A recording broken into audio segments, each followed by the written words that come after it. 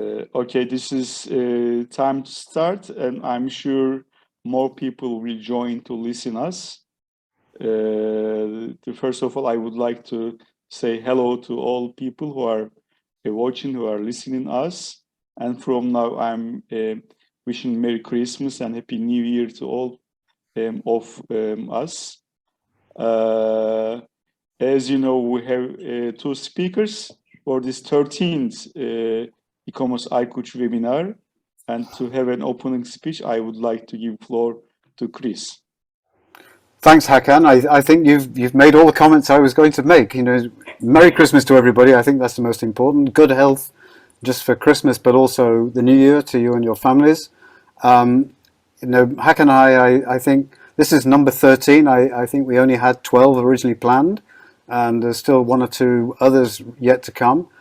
But it's a pleasure to invite to listen to Andy Viduka, who sadly can't be with us due to zone constraints. He lives in Australia, and at the moment I think they're 13 or even 14 hours ahead of my time, and quite poorly timed for Europe. But we'll hear from Andy, and then we'll listen to Carlos Orseco, who's going to tell us about maritime archaeology and current projects in Peru. Thanks, Hakan. Over to you. Let's share screen and see what Andy has to say. Okay, first I'm going to read the biography of course. The Andy. Dr. Andrew Viduka is a maritime archaeologist and archaeological object conservator employed by Australian government as the Assistant Director Underwater Cultural Heritage. Andy co-drafted the Australian government's Underwater Cultural Heritage Act 2018, which administers LEST Australian Underwater Cultural Heritage Program, and LEST Australia's consideration of ratification of the UNESCO 2001 Convention on the Protection of Underwater Cultural Heritage. Andy is the founder of GIRH's Scientific Diverse Citizen Science Program, and he has a strong research interest in linking community outcomes with the discovery and protection of underwater cultural heritage. Now we are watching the Andy's part.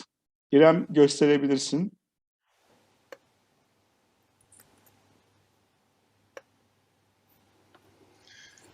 Hi, my name's Andy Viduka, and today I'll be talking to you about public engagement, community archaeology and underwater cultural heritage management through the lens of Australia.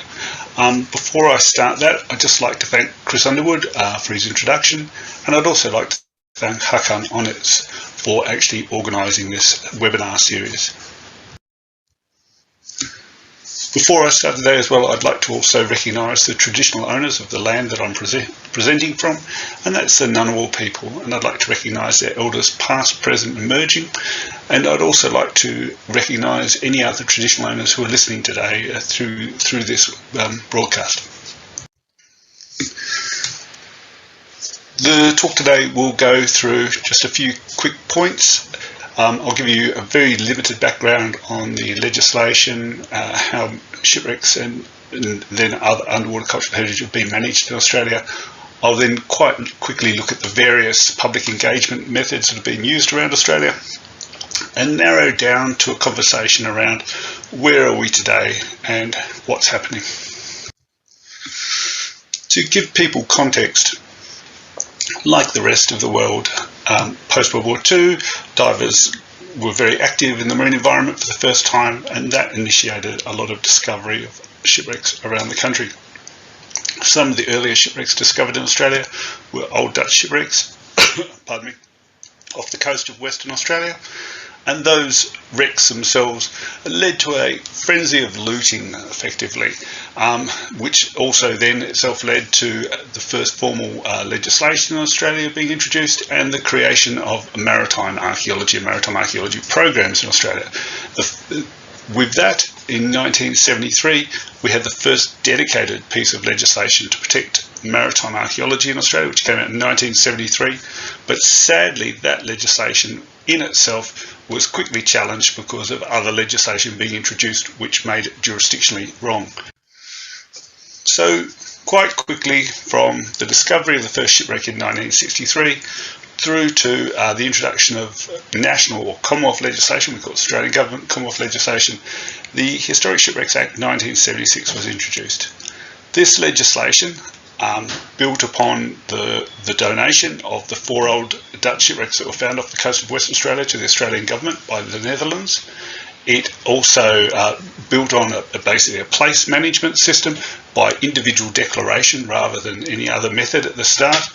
Its jurisdictional waters started from along the coastline, the lowest astronomical tide, out to 200 nautical miles. And the actual legislation itself was critically, it was drafted with the idea that there was going to be collaborative administration with the states and the Northern Territory working with the Commonwealth to protect the shipwrecks around the country. Just as a side note, in 1994, the legislation itself was changed so that blanket protection rolling date came in because there was a clear understanding that the ability to individually assess and declare sites was inefficient for the way to manage heritage. In the 1976 legislation, the role of the public was silent, and this also became a glaring problem. Why was it a problem? Well, we initially understood that we would have to work collaboratively with the states and territories from the Commonwealth level to deliver the legislation. Why? Well, you can see here in this image 7,500 shipwrecks geographically distributed around the coastline. But the reality was the ability to access and monitor and manage those sites would be very limited by the number of people employed to actually undertake the work, limited by the amount of funds given to do that. So we have this very geographically spread heritage resource at different depths all around the country, and we already knew this new legislation was going to be protecting all of them, but how effectively was it going to protect? So the legislation itself enabled people to actually dive sites without a permit as long as they didn't act inappropriately, didn't take anything, didn't interfere with the sites. But only 23 sites actually had a requirement for people to apply for a permit to dive them in the first instance. To assist in the national collaborative administration of the Historic Shipwrecks Act, the Historic Shipwrecks program was developed. And that program was effectively the vehicle for dispersing money to the states and territories to undertake some delegated duties. But it also came with an opportunity to redraft what the objectives are, not just limited by the delegated duties from the legislation itself, but to include broader objectives. And here you see in orange that those objectives basically went to help develop an informed and engaged public and to include the public in the process of undertaking fieldwork. It also gave that focus of working with the community. So by 1983, quite quickly from 1976, there was already within publicly available documents a clear understanding that the public were required to be involved to help to get better management outcomes for the heritage. Legislation itself, therefore, and the Shipwrecks program became a fulcrum, and the balance of public engagement and site management. And that's that tension here of appropriate access and compliance and enforcement is echoed throughout the whole of the management cycle in Australia. Supporting what we call the senior maritime archaeologist in each jurisdiction, which is the practitioner, supporting the practitioner in understanding how to undertake their tasks and how to work with the community. 2 documents were again produced, which were public-facing documents, and that's the Guidelines for the Management of Australia's Shipwrecks in 1994, and then 2 years later, the Public Access Guidelines.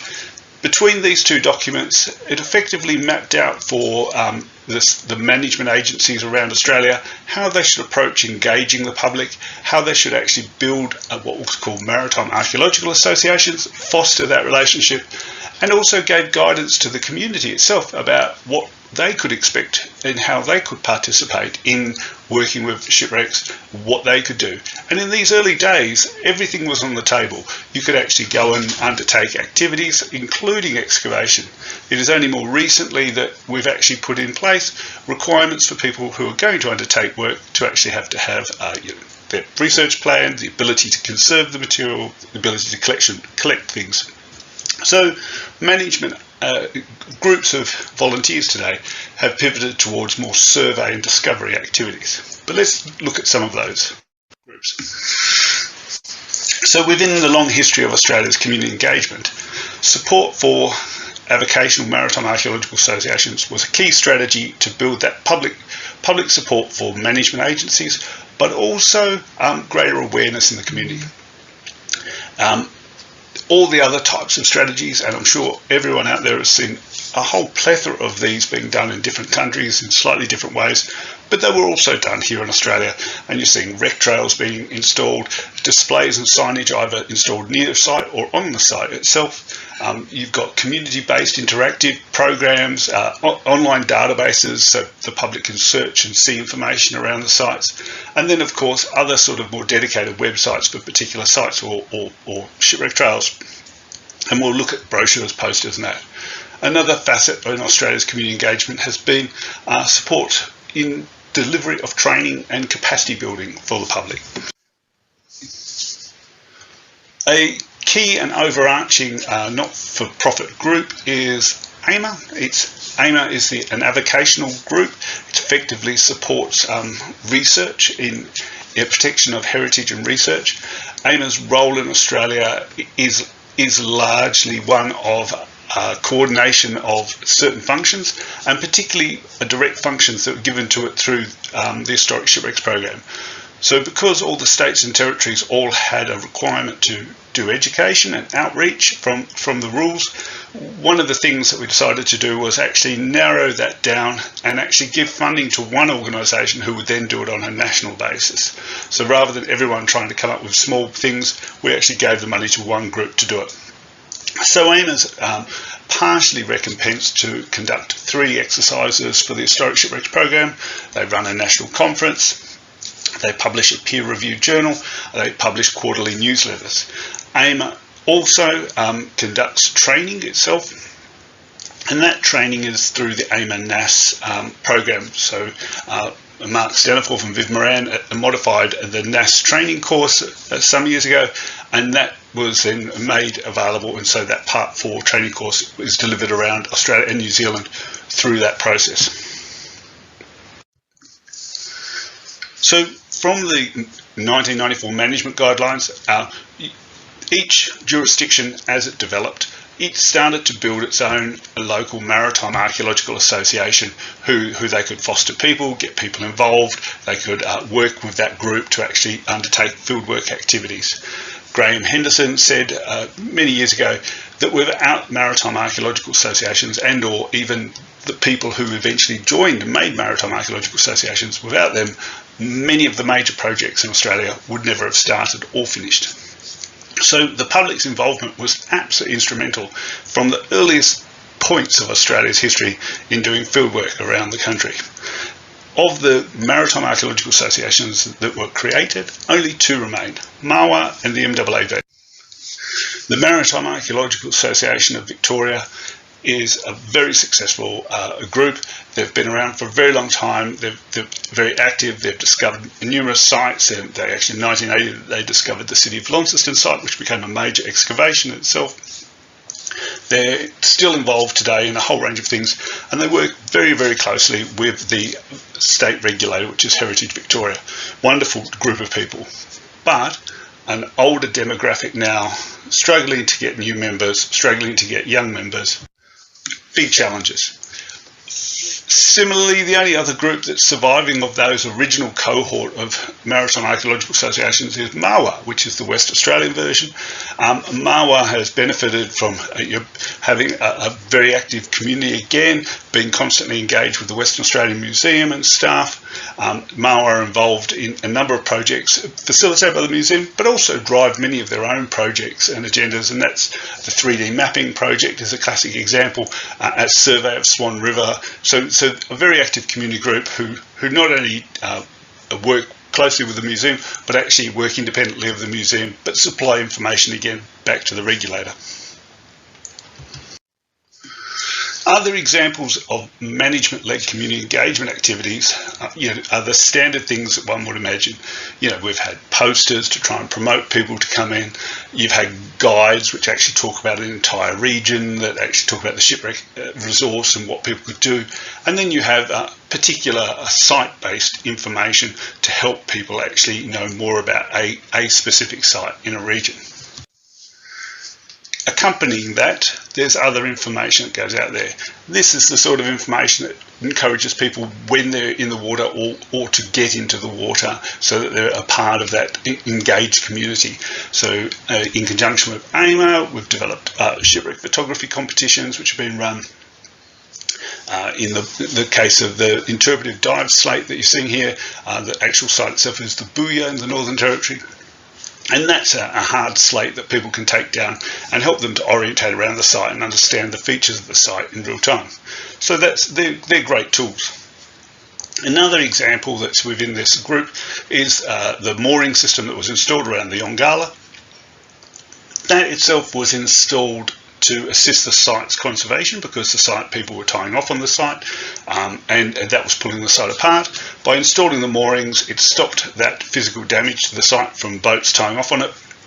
And then by supplying what's called DAPs, as you can see in the thing, which are diver access points, that allows people to safely leave the surface and go down to the vessel and in a controlled manner. And this is a great feature of this, so improved conservation outcome for the site, improved safety for the diver. So these are other examples of those management-led approaches. A very successful method that's been used a number of times, particularly by myself in Queensland, which is where most dive tourism happens in Australia, is the expert participant model, where you're working with the public to train them in real time out in the boat, and they can be involved in either the survey of a site or just actually getting more information about sites that they're diving on. That model has been used very successfully over a number of years.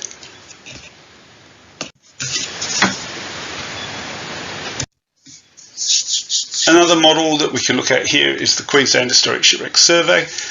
This commenced in 2014. It was a way for that management agency to try and encourage the very active diving public to go out and find more of the 1,300 wrecks that exist around Queensland, and then to share that information back with the agency. It's a rallying to the banner sort of approach, and because 7,000 kilometres of coastline, much of it reef, it's simply too much for one or two individuals who work in a management agency to cover. So again, that trying to harness the community and get information back is so critical there. For non-divers, there have also been community-based approaches that have been developed. In this instance, we're looking at the Wreck Spotters program, which was done by New South Wales. It's been run for 10 years. It continues to be taught around New South Wales, and they're getting information from certain members of the public back. So the program is very much an ongoing one, and like any community program, it requires people to constantly be invested into going out, training and engaging the public to deliver it. So from 1994 or pre-1994 onwards, there was a focus on the management agencies initiating community archaeology programs. A facet that's really changed in Australia of recent is the fact that the public are just developing their own maritime archaeology programs without input from heritage management agencies. The two that I would particularly point out as the initial ones were Southern Ocean Exploration and the Sydney Project. Both of these projects we'll just talk about in a second. And another two that have come out in more recent years, RecCheck Inc. and GERT Scientific Diver. I'll talk about GERT in a second, but RecCheck Inc. is another group that we'll flag.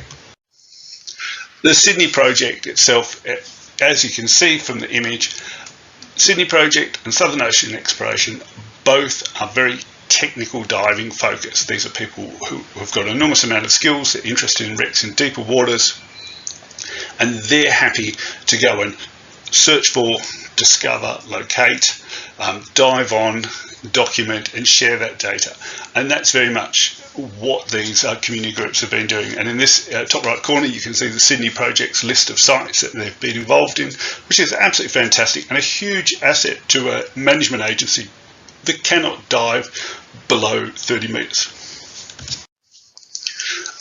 The Heritage New South Wales has used the information from the Sydney project to create their annual poster, which is out promoting what Heritage New South Wales is doing. Similarly, in Victoria, the Southern Ocean Exploration Group, who predominantly work in the Bass Strait, which is a very tricky body of water to operate in, they've been involved in an enormous number of projects.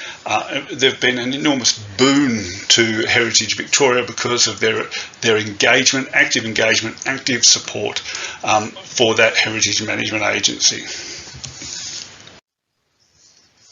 More recently, a community group I'm involved in, RecCheck. RecCheck's slightly different, certainly not a technical diving group. RecCheck's interested more in remote heritage that's of relevance to Australia. So whether it's remote within Australian context or remote outside of Australian jurisdictional waters. In this instance, we're out surveying wrecks in the Christmas and Cocos Keeling Islands, so they're quite remote and inaccessible to the majority of Australians. The bad news for Maritime Archaeological Association membership is that it's declining. It has been declining for many years. We've lost most of the original Maritime Archaeological Associations, with only 2 still remaining and functioning. Of those associations, certainly speaking for the MAAV, you've got an ageing participant level. Majority of members are male, so we're lacking female participation, and there's not a lot of people coming around to join, and no matter what they're trying, and they are trying to keep the membership going. So whilst they've done this huge amount of incredibly positive work in the past, for some reasons, it's not going to continue on in that manner unless more people come into the project. In 2018, I co-drafted the Underwater Cultural Heritage Act 2018, and in that we were able to take the objective of the Historic Shipwreck Program, where we talked about the need to have community involvement, and we've now put it into the legislation. We've legislated that the public have a right to be involved, appropriate use and appreciation of underwater cultural heritage. This has got a fantastic objective in itself, in that it clearly gives the public a role in the future in the way we manage underwater cultural heritage in Australia. So where are we today? We've got new legislation, but we still don't know a lot about the shipwreck resource around Australia, submerged aircraft or other underwater cultural heritage. To be a management agency, as you can see, you need to know where things are, you need to know what condition it's in, you need to be able to monitor sites regularly to know if change, whether natural or cultural. So there's a long way for us to go to be able to say that we're effectively managing the resource around Australia. So how big is the challenge? We've got the preference to in situ management starting in 2001. We've got a very wide geographically distributed underwater cultural heritage resource. We've got a requirement to include the public where possible within legislation as well as policy. But we've really only got less than 20 maritime archaeologists who are paid to undertake the detailed examination and documentation of sites to inform underwater cultural heritage management. So you've got to ask yourself, has the approach we've been using, has it really worked? We've documented a few more sites, but do we understand the majority? No, the answer is no. We are seriously lacking in information to make science-based decisions around preservation or management of sites. So do we need to now challenge ourselves and start to think differently? Do we need to actually say, as much as I'd like to dive, do I need to focus my time on facilitating other people to dive and to share with me more information at a much greater level than what we've done to date? And by prioritising a public good conservation approach, is that going to be the best way we're going to achieve better site conservation? In 2018, I created a citizen science project gathering information by recreational and technical scientific divers. Explored the hypothesis, can the public capture data that can inform science-based decision making? In this program, as you can see from the details outlined below, the volunteering profile of the people that participate in GERT is very different to what I was outlining as a problem within maritime archaeological associations. You have a wider demographic, you have different genders. These are things that we're desperately seeking for to reinvigorate the nature of maritime archaeology programs in Australia. One of the things GERT uses is photogrammetry. Photogrammetry is very key as a method to actually to be able to help people collect information in a systematic manner, but just for that purpose itself, to render a 3D model. But also it's a powerful tool to actually interpret data around your survey. In here you can see that a site, in this case it's the Rainbow War in New Zealand, has been rendered into a 3D model.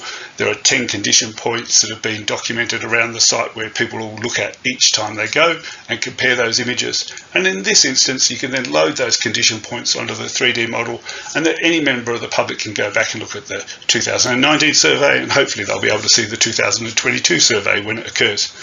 To assist photogrammetry to occur effectively, we developed a series of plates effectively so that people can actually put them down and accurately create a 3D model by at least putting 3 plates down and knowing the depth of those plates and locations.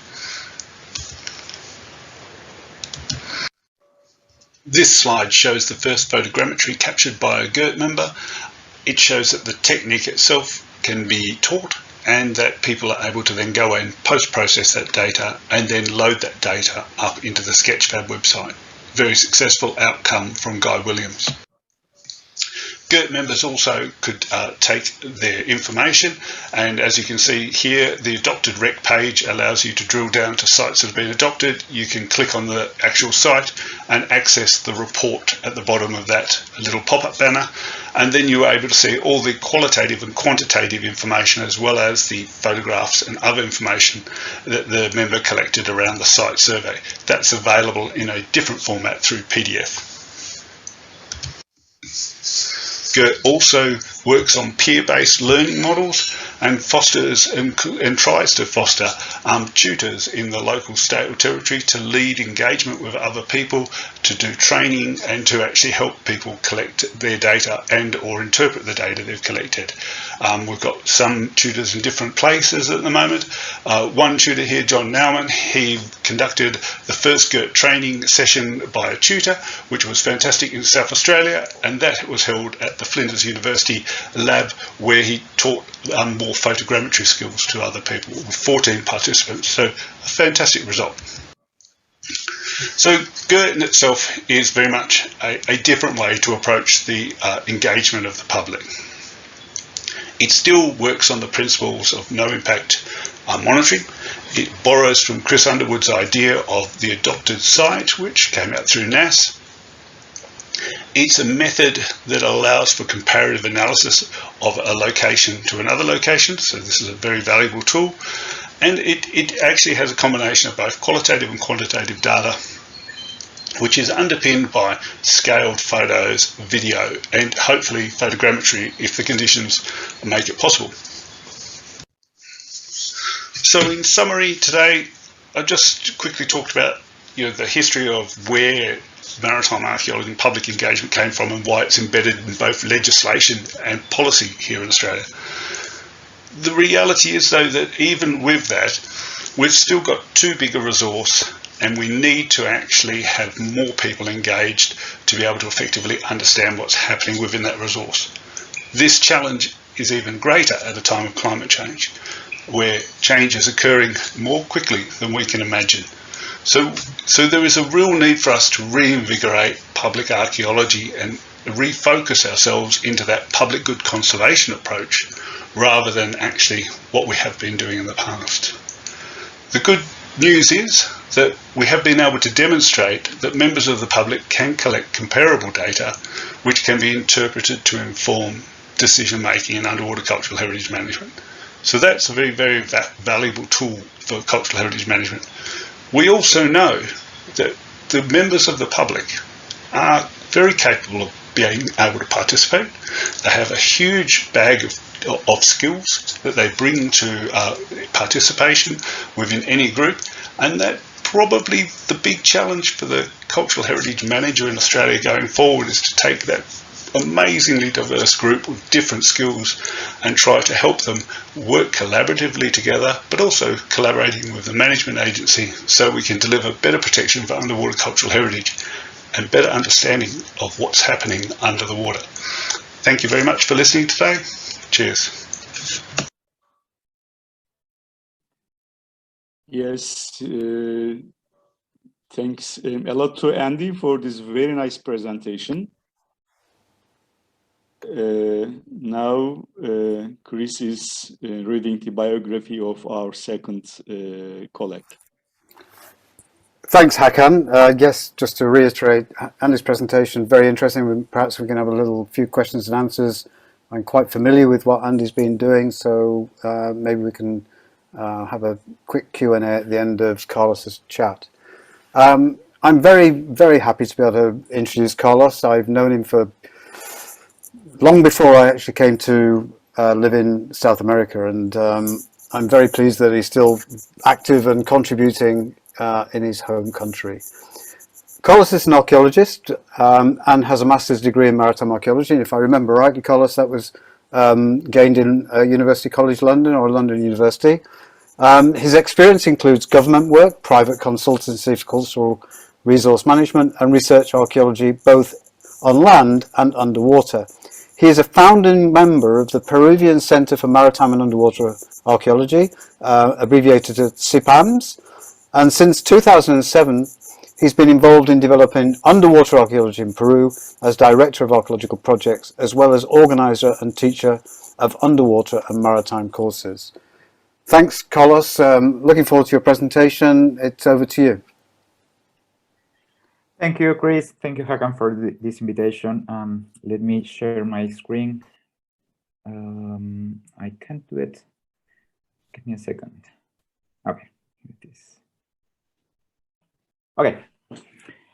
Thank you very much to all. I'm going to talk about what is maritime and underwater archaeology in Peru. It has been developing since actually 2006, 2007 in a formal way. I mean, it's been doing some about it by non-archaeologists, but around 2006, they're the first interventions by archaeologists in underwater archaeology. So just to have an scheme of what I'm going to talk about it is, first I'm going to talk about the water bodies and environment that we have in the country. Then just a little bit of the legal framework, which is kind of complicated, so I'm trying to summarize it. Then talking about the interventions before archaeologists, and then later the experiences that we have where archaeologists were in charge of projects.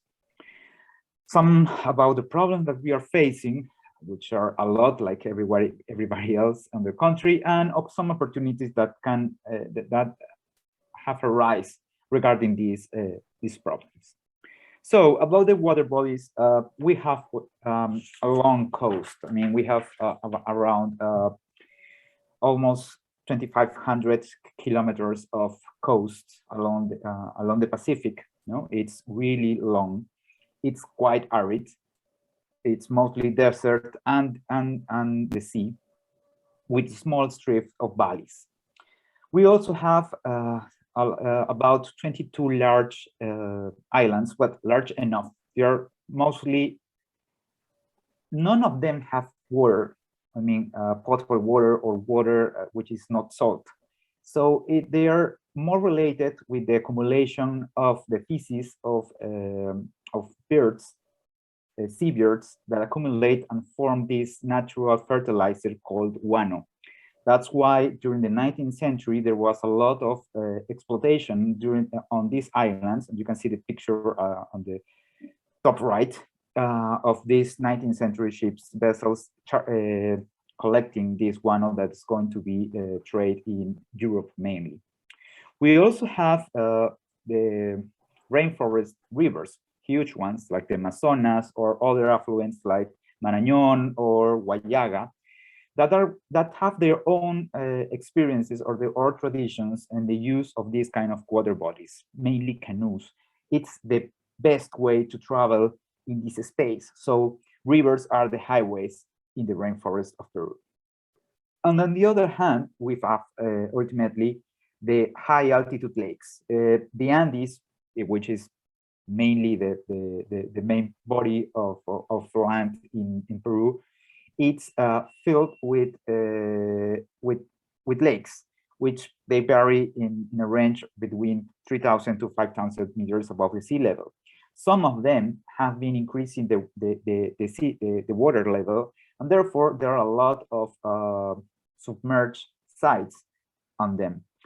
We also have some references to these lakes that serve as a place for offerings. So there are also other kind of use of these lakes, not only as underwater sites, but also as offering sites, places, offerings, lakes, where you can find these offerings, similar to what has been found in Puno in recent years. So about the legal framework, we have several laws. No? The Cultural Heritage Law that has been issued, the last one, I mean, the last version of this law was in 2004, and also have a regulation code that was approved in 2006, 2 years apart from it. The most important part of this regulation code is that it has a specific chapter related with underwater cultural heritage. It's chapter 7, and it states that specifically the definition of what is underwater cultural heritage. It used the concept of the UNESCO Convention, although it changed the time. The time in Peru to be considered UCH is 50 years. Not 100 years as stated in the convention. Nevertheless, it's a great advance because before that, it wasn't mentioned at all as a specific issue in the regulations. Although in the law of 2004, there was mention of cultural heritage could be underwater. That's it. In 2014, the regulation for archaeological interventions is a document that states how do we proceed on the field, how we ask for permissions to the Ministry of Culture. You can't do anything related with archaeology in Peru unless you ask for permission to the Ministry of Culture. In 2019, the regulations of the Coast Guard captainships has been modified, and that's the last version.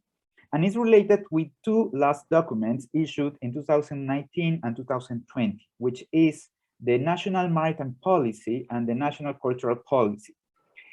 The problem with this is that even though they have tried to engage with other bodies of the citizenship, I mean, not only academic and not only from the government itself, it didn't encourage people of the citizenship to give some feedback about these policies stated for the next 10 years. So it's the National Cultural Policy to 2030, both for maritime and cultural heritage. Regarding the National Maritime Policy, I found actually 20 references to underwater cultural heritage. The most important of them, which is really interesting because it doesn't have any mention on the cultural heritage from the Ministry of Culture, it's about the convention of the UNESCO Convention. The maritime policy it says that there is several bodies of legal framework, international legal framework, that is not, where Peru is not a signatory. In this case, they specifically mention about the UNESCO Convention on Underwater Cultural Heritage. Nevertheless, one of the main objectives they present in this policy is that protection of cultural heritage, underwater cultural heritage. So they identify 2 points. First, the one about that that underwater cultural heritage is under the responsibility of Ministry of Culture. However, the protection of the underwater cultural heritage is responsibility of the Ministry of Defense, in this case, the Peruvian Navy. They identified two main problems in this case. First, you can see on the right a list of problems related with the maritime concept in Peru, but there's two main points that are related with the underwater cultural heritage and maritime for that case. Deterioration of areas with presence of cultural heritage in the marine coastal zone and illegal extraction and destruction of loss of submerged cultural heritage. This is a huge problem, and we are going to talk about it later at the end of this presentation. But however, it's really a really good advance that the Navy itself is recognizing this problem for the national policy, because before this point, it wasn't mentioned at all. So this is a huge change in the policy structure, in the policy that the government is trying to state for the next 10 years. Stating it is good. How they implement it's another problem. So in case of how the Peruvian Navy is going to take charge of this, it's two points that are mentioned. First is how they exercise the marine policy work and how they repress illegal activities in the aquatic environment. This is kind of a tradition from the Navy. I don't know, perhaps in other countries it's the same, but it's like the Peruvian Navy always try to fix problems prohibiting things rather than trying to solve the problem that originate the problem in the first place. And the other point that it's raised me a concern is that they authorize the salvage operations of goods, the removal of findings and sunken remains, including those with historical, cultural, and archaeological value, which means that the Peruvian Navy is also giving permission for this kind of activities. However, you also have to have the permission from the Ministry of Culture. This is a duplicity that in sometimes can create problems, and also not only because they sometimes the people that issue the permissions don't know about the permissions that the Ministry of Culture have to give. So this is a gap that it has to be arise as a problem in the policy and the execution of this policy. In the case of the National Cultural Policy for 2030 from the Ministry of Culture, not the Peruvian Navy, we found only 3 mentions for underwater cultural heritage. The first one, you can see on the left, it's highlighted, and it refers as the underwater cultural heritage as an object that can be moved. I mean, a boat can be moved, a ship can be moved, and pottery or textiles or another kind of movable objects. And that is a problem in how we define the cultural heritage in Peru. We define it in 2 kinds of heritage. The thing that we can move, everything that can be stored in a museum, and the thing that we cannot move, like a site, an archaeological site. And in this case, in the cultural policy, they haven't defined really well how the underwater cultural heritage can be inserted, because later, when they talk about the sites, they mention about this type of underwater cultural heritage that can be moved. I mean, a site, not an object. So this is kind of problems, this kind of conceptual problems are important in order to how they are going to apply this policy. In general, what they have identified, or what is how I found this kind of problems in the policy is about that they mention underwater cultural heritage, but they don't mention maritime. So the coast, everything that is in the coast is not, or next to the sea, is not necessarily a maritime, considered as a cultural heritage as maritime, even though the maritime policy of the Navy mentions the maritime culture as an issue that has to be protected. So there's no talking between the 2 policies. Definitely, when the Navy policy has been issued, it wasn't finished, the cultural heritage one. And they actually mention when they say there's no national policy related with underwater cultural heritage. So this is another point that has to be arise at some point.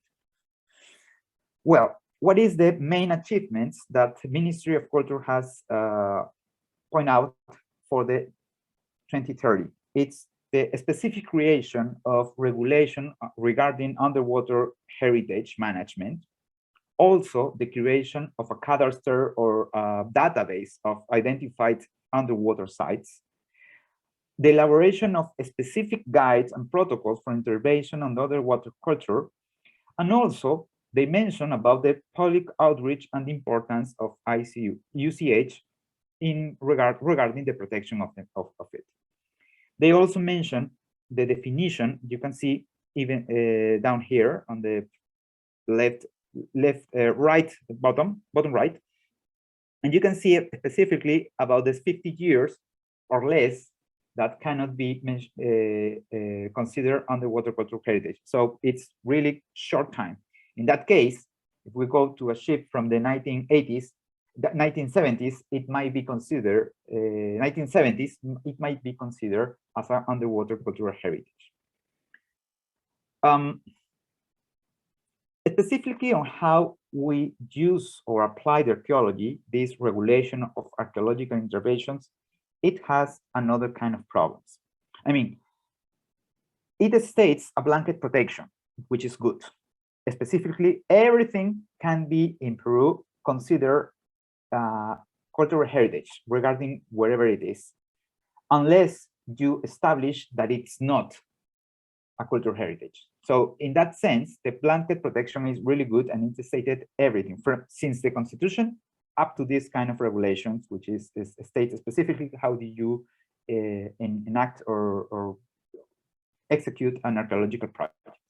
So in that sense, it's really good. The other good point is that any archaeological project has to be run by a licensed archaeologist. If you're not an archaeologist, you cannot touch anything at all. So that's, in a way, is really good. But in another way, everyone which is an advocate archaeologist or an amateur archaeologist cannot do anything. So this is something that later I'm going to talk again, because in underwater archaeology, as Andy mentioned before, it will be really good on have these advocates or amateurs and the citizenship that is interested in this kind of heritage to help us on registry and protecting the sites. However, until 2012, the regulations in archaeology stated that any engineering project have to run a cultural resource management before the works began. That means that a group of archaeologists should be going and do a survey in the area before any project can start. So that was very good. And you're going to say that we have some good experience in that way. However, in 2012, that changed. And it was mainly because political concerns and economic concerns that this take too much time, which we know that it will take time. And they changed that from cultural resource management projects to only overseeing projects, which means that you just have to say, I'm going to do this project. And during the execution of the project should be an archaeologist overseeing the project in case of anything came and could be considered underwater cultural heritage. It's supposedly to be presented as well with a rapid survey of geophysics, a geophysics survey, but actually we don't know exactly how this has been working and how this has been implemented, because at the how the ministry works, you have what we call the central management, which is Lima, and then you have in different regions of Peru, different offices in charge of cultural heritage, but they don't have any specialists in maritime archaeology. So we have people that is authorizing these overseeing projects without the proper training to evaluate how this information is being given to the ministry.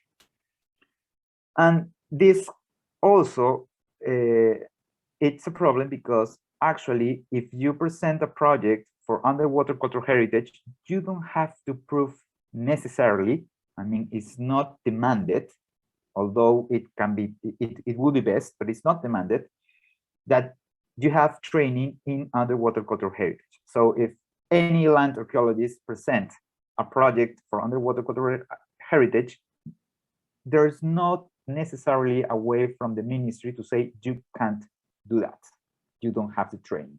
So it's kind of tricky. The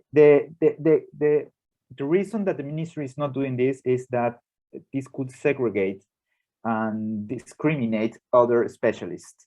That's the way they're explaining why this is being taken in that way.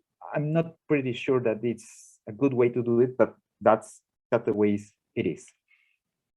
Okay, so before the archaeologists appear in Peru with training and experience, mostly training rather than experience. Experience has been built during these years, but it's been two or three sites. First is the San Martin shipwreck that sank in 1821 during the independence war of Peru, and it sank just in front of Lima. And it was they have a small research from advocates, as far as I know, in the late 1980s. They found the shipwreck. They did some drawings, but they put up a lot of things that were later stored in different places. I mean, not only government facilities, but also houses of people that collected. There was a famous treasure hunter that was involved in this project as well, and they have their own collections. The other one, it's kind of a tricky, is apparently a Dutch shipwreck. We're not sure why they put it the Galeon Hollandaise or the Dutch galleon, but it was found in the south of Peru, close to Arequipa. It is definitely a 18th century or perhaps an early 19th century shipwreck. As far as we know, it has a copper sheeting on the hull. That's the last information that we know. But two or three, one anchor and a couple of cannons were recovered at that time by the Instituto Nacional de Cultura, the National Culture of the National Institute of Culture. At that time, this was during the 2005-2006, and they were put in front of the building to rotten to death. I mean, right now they're inexistent. And the most famous place is this one, which is the Covadonga schooner, or la goleta Covadonga, which is a Chilean ship that was sunk during the conflict with Chile in the late 19th century. And it's been really tricky. It's mostly the Chilean Navy captured a very important ship for us, which was the Huáscar, no? And we sank this ship, the Covadonga. And since then, it's been like a prize for everyone. So a lot of during the years, it has been looted by everyone, even the Navy, who always ran some kind of exercise. At that point of the history, they usually do that. It's the way that they run things. That's actually and in that sense has changed definitely during the last 10 or 15 years. That approach to this vessel, this shipwreck, has changed completely, and now the Navy has a responsibility, and they know better how they're approaching to the underwater cultural heritage. However, older ones, old admirals or vice admirals, always try to have a memorabilia from this shipwreck. Right now, it's a political tool that from time to time it's arise. The last, it's not the actual Minister of Culture, but the last one, make an announcement saying that we're going to refloat, we're going to get this bark, this boat, and then we're going to exhibit here. Didn't last much, and a lot of especially say this is not the way, and this is not what we should do in this country regarding with this shipwreck. So what about experiences? From 2006, we have the intervention of a couple of actually lawyers, a couple of lawyers that were interested, that were amateur divers and sport divers, and they were, one of them worked for the National Institute of Culture, so he was really keen to protect underwater cultural heritage. I mean, in that sense, they formed this group, a group called IDPCS, which is like Defense Institute for Underwater Cultural Heritage, and they took a NAS course actually with Chris and Lolly, I think in 2004, and when they came back, they make these the suggestions to the actual legal framework, which is the one that was issued in 2006. He's the Rolín Acuña is the one who actually introduced this Chapter 7 on underwater cultural heritage. Unfortunately, he some time ago he passed away in an accident, but that was his legacy, and he's the one that actually got into a group of 4 or 5 archaeologists into this first project, which is the one in La Isla San Lorenzo in front of Lima at Caleta Paraíso. It is it's a shipwreck of a floating dock that in the middle of the 19th century had an accident in the first day of use and sank in front of this island. We had an experience there, and actually it was the first one. It's my first experience in underwater cultural heritage. I only took pictures in that project, but since then I looked for more training and went actually to the NAS course in Argentina with, again, Chris and Oli. And after that, I engaged on a cultural resource management in the Puerto de Callao, which is the main port in Peru. We found a lot of modern, actually, it wasn't that old shipwrecks, but we found also infrastructure related with the late 19th century remodelations of the Port of Callao hidden underneath the moles and the port of the Callao. Actually, it has been demolished. No, it's completely new, but still we were able to register some of the leftover of these constructions. And in 2008, there was there's a mistake here. It's not the cultural resource management, but the overseeing project during the dredging of the port for the port development. Then in 2009, another group of archaeologists were involved in the Caleta Paraíso research project that did the same as in Callao, but this time in Marcona in 2009. So as you can see, this is before 2012. So any kind of project that requires engineering and construction was overseen by archaeologists, and there was a cultural resource project before any kind of intervention. The same happened for the next phase of this this port in Callao, and also for the Callao has been divided into north and south. So when the north part of the Callao port was given in concession and redeveloped again, there was another project where we actually found this shipwreck. It was a long section of a hull with copper sheeting. You know, as you can see here, the visibility was awful, so we only could have close-ups of the hull and the copper sheeting, but it's supposedly to be here. We actually set up a protection area around the shipwreck, but I have heard from different people that that area was dredged. And actually, I don't know if the site still exists right now. Later, there was a overseeing of the dredging immediately after the cultural resource management and after the last dredging that I heard where this site has disappeared. And there were some findings, especially anchors and some cannonballs.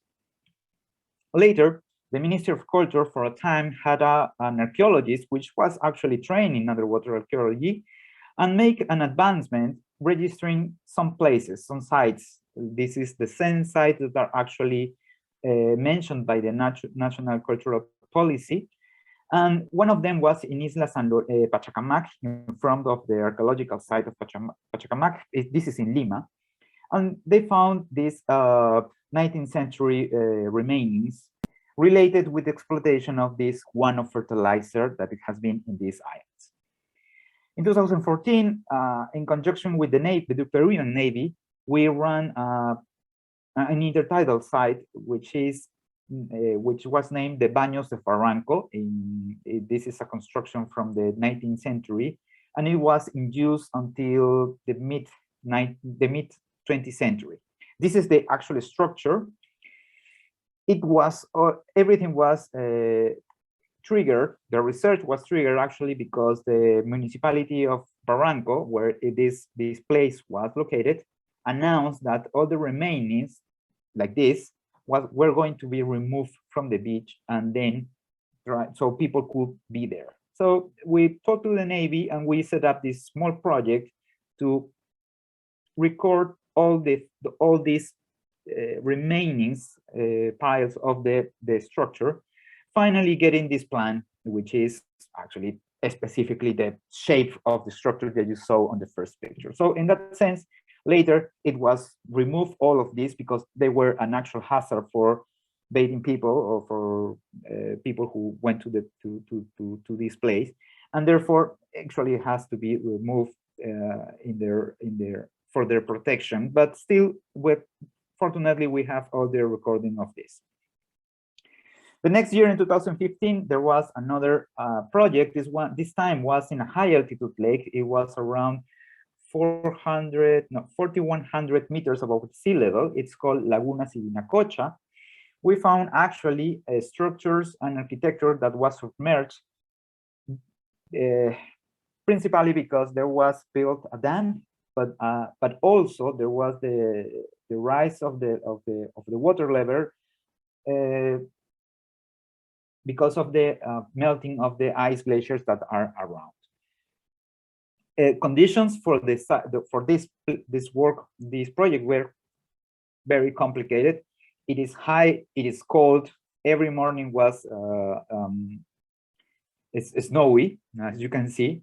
But nevertheless, we were able to find a different kind of architectural features on the water on the lake, and we also have a kind of some offerings that actually I didn't put the picture, but still there are some offerings like pot offerings at the bottom of the lake. The last, and you can see there was a gap, but still there's the last project I've been involved, and we were involved as an institution, is the Caleta Cocotea, this Cocotea Cove in Arequipa. We just finished the first field season. It is a 19th century trading port or trading post, perhaps, with a lot of architecture on the side. And we know that it has been used since approximately 10,000 years BP. And there is a continued use of this place, and with interactions with the sea, with the resources that are given by the sea in this area. And there's a continuation of the occupation and how they use not only this cove, but other ones that are really close to them. So this is really interesting. We know this is probably related with this apparently Dutch shipwreck that I mentioned before, because we are really close to Matalani. And that kind of relationships are it's the topic that we are talking or we are researching in this project that is going to be transformed into a research program in the following years. I don't want to finish these experiences with the raft building tradition, sorry for the misspelling. And we have the Caballito de Totora, which is the most famous of them, but also we have the rafts that are built in Puno at the Titicaca Lake, which are different in construction. We do have the several different kind of traditions in the raft buildings with Totora. Some of them has been lost. We also have a tradition which is shared with the north of Chile in sea lion skin rafts, which is almost like an inflatable boat with a small structure, which is perfect for this kind of environment. The historical stories tell us that the transport of goods from the ships to the coast were mainly executed by these sea lion skins. And also in the North Coast, we have this, the Palo de Balsa raft. This is a small version. They used to be bigger. You're going to see an older picture at the end. But also, we recently found this kind of raft, but larger, twice or twice the long, in Cocotea, that is actually being used right now by fishermen. So it's really interesting. We didn't know that they were still using, although they don't use anymore the Palo de Balsa that came actually from Ecuador. So what are the problems that we are facing here in Peru? First is an awareness. Can we finish in 2 minutes, Carlos? Yes, I'm just finishing, no worries. Thank you, thank you. First is an awareness. People, citizenship, the sports divers don't know how to handle this. The second point is poverty. A lot of fishermen, when they don't find anything, fish or shellfish to gather, they came to the shipwrecks. And you get this. This is images that were sent from a diver that I know that usually tells me what other divers find. And he said, hey, Carlos, you know, I just got this. And they're getting a lot of information. We are trying to establish a list of particular points where we can go. And then it's fear, because if they report this, they don't know what they are going to face from the Ministry of Culture or the Peruvian Navy. In the case of academy, the lack of resources is another problem. We don't have much money or funding to do research or do the surveys or geophysics in this and in the areas of interest. You know? Lastly, we have opportunities. Opportunities as what we do with these sport diving people and the fishermen in terms of they can tell us where they're finding these places, these sites. No? And in maritime culture as well, as I mentioned, this is the regional raft. And then capacity building. We need more people that know how to handle UCH, especially related with the conservation. We are able to research, to survey, we are able to draw, we are able to do some photogrammetry, we're able to excavate, but we don't know, we don't have much training on conservation of materials. That's it. I hope you enjoy it. Thank you very much for the opportunity. Thank you, Carlos.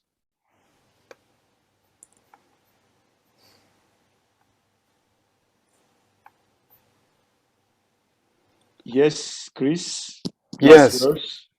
Well, last words. I wonder if anybody had any comments or questions for Carlos as he's with us at the moment. It doesn't look like it. Carlos, can I just reflect on a few things? I mean, it was quite interesting for me listening to Andy Viduka on the one hand and yourself. And it's very clear that through the last 30 years or so, and it'd be well known to a number of our people in the audience, how much they've invested in avocational archaeology and realized the benefits and, you know, integrated even them into officially being involved through their legislation. And that's quite the opposite to you, isn't it? It's clearly something that needs to be addressed. And the other thing regarding Peru I see is the continuing influence of the Navy, the Armada. And that's quite clearly common, I think, not just in Latin America, but still in other parts of the world. But also what I found interesting is there is some attempt to bring the two, let's say the Ministry of Culture and the Armada, the Navy, together in some form. But they've managed to, in the process of creating the two, let's say, institutes and legislation, there's some big holes that seems to be uncertainty. And where there's uncertainty, there's opportunity for those that wish to exploit. And but also, you know, as I said earlier, we've known each other for quite a long time now, and I can see the progress that's been made in Peru. And also, I just want to remind people of the fantastic resource. Your opening slide showed the canoes, and then later you've shown the high altitude archaeology, which you brushed over in terms of it being cold and high. But I'm very aware of the actual, you know, the realities of getting equipment, you know, thousands of meters above sea level, the complications that has for diving, and yet you're finding, you know, architectural features, but also offerings. And that's I know from other parts of Latin America, there's great opportunity for discovery and new knowledge, and indigenous knowledge and local knowledge will be revealed.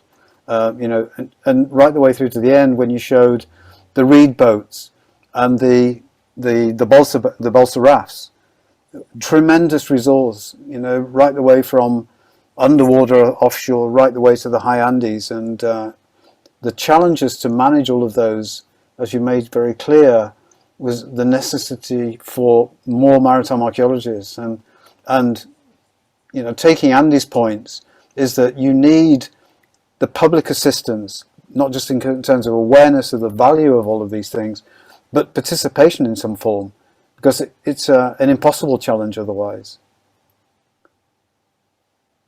Yes, indeed. I mean, we don't have enough hands to manage all this. And as we have seen the last weeks, where we were going through this road, new road, and watching the sea and seeing and actually seeing how they are where they didn't have before a letters constructions that say this is private property. A lot of these places now they have ¿cómo se dice letrero? An ad saying this is a private property. So a lot of people trying to get land and appropriate. And we have been talking with the fishermen in this Cocotea Cove, and they have been having problems with people, because they were saying, no, you cannot go now through this area because this is my property. So they are not allowed to go and fish. So how can be the traditions are starting to get into trouble, no? And this is going to generate also a conflict between the fishermen and the landowners, which in this case it's not a right owner. He's what we call a usurpador de tierras, someone that is actually stealing the land from someone. So that's going to be a problem as well. And the awareness, it's good, but still, I mean, how do you face fishermen that it's not allowed to fish, and there's the climate change is affecting what he's used to fish, what he's used to gather as shellfish or everything else, you know? And then he finds a copper sheeting shipwreck. Well, he's going to take all the copper and sell it as junk. The same happens with cannonballs and cannons, as you saw in the picture that was from the north part of Peru. So it's really complex, and just being in, it has to be addressed at some point. Yes. Both by citizenship, but also by the government. Thanks, Carlos, for that additional challenge you face. Mariano has a question for you. Mariano, would you like to ask Carlos? Yes, thank you so much, and congratulations, Carlos, for your presentation, and as well for Andy for his previous one.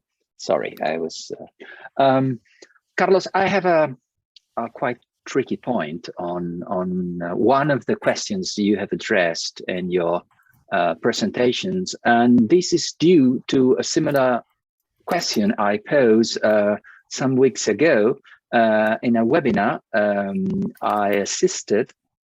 I attended also with Loli on the organized by the Chilean Corporación Marítima.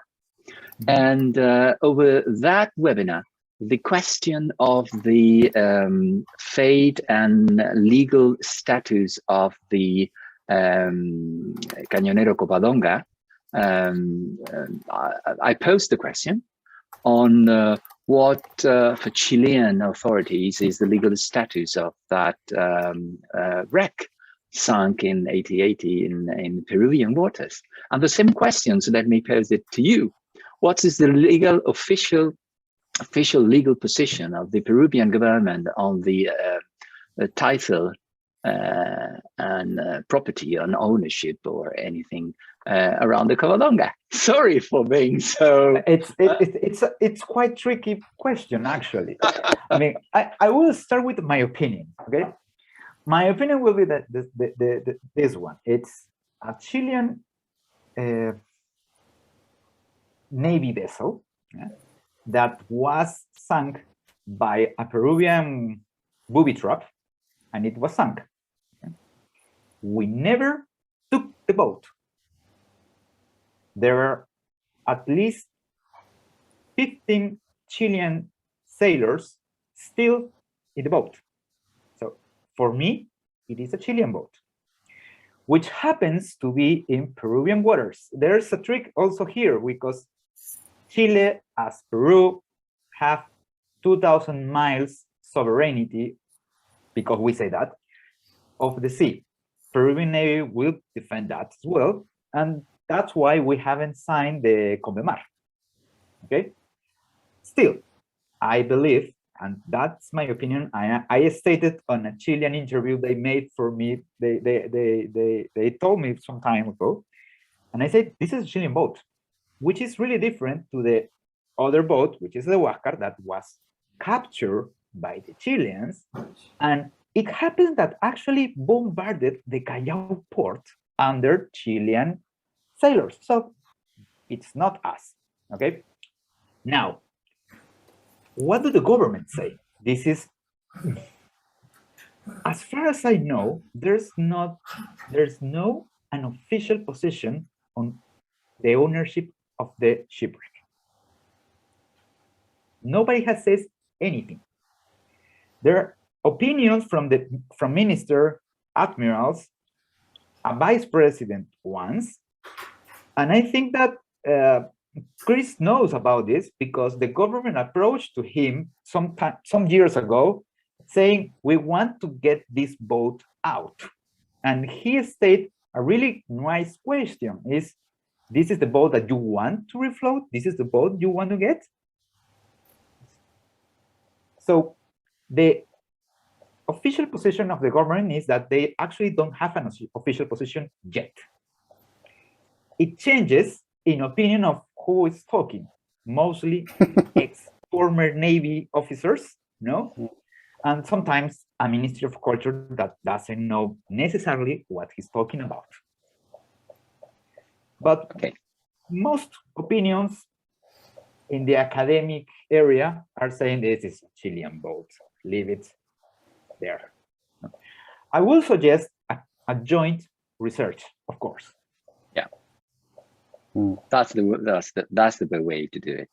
Yeah. Because as far as we know, Chilean official position is that they have no official position as well. So it could be a good point after the ICJ ruled the last decision, finally decided on your overlapping maritime zones with Chile to begin to cooperate, and perhaps through a soft agreement only under scientific questions such that. Yeah, exactly. Okay, Mariano, very excellent question. Excellent question. Very, very nicely articulated in terms of response, with no clear solution, obviously, but plenty of research necessary on that front. I can expect something to read again, Mariano, in the coming months or years on this particular project. But it's amazing how UCH throws up these little interesting, let's say, case studies. Okay, everybody, it's been, again, 2 fascinating talks. Very connected, very different, but showing similar problems and challenges and solutions. It just remains for me to say thanks for joining. Have a great Christmas and a very prosperous New Year. And I think we've certainly got another date in January. Is that correct, Hakan? In terms for another, we have another date. So we'll see you again in a month's time, I guess. Have a great time. Thanks, everybody.